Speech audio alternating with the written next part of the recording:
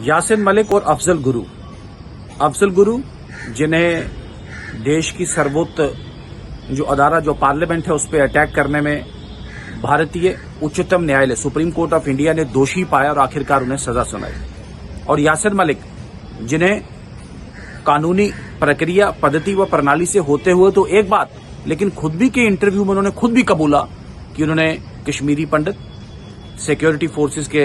नौजवान और कई निर्दोष नागरिकों की निर्मम हत्या की है।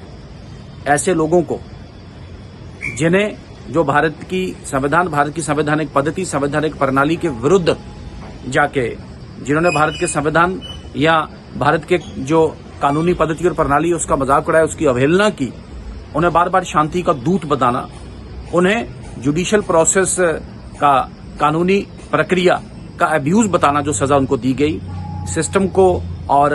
इंस्टीट्यूशन को इस तरीके से चैलेंज करना, ये कुछ कश्मीर केंद्रित पार्टी और विशेषकर महबूबा मुफ्ती जी की आदत बनी है। मैं बता दूं कि कश्मीर मजबूत होगा प्रजातंत्र मजबूत करने से,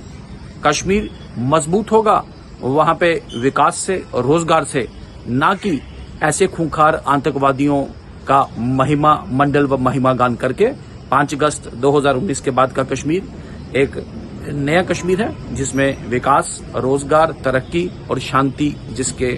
सबसे बड़े स्तंभ हैं।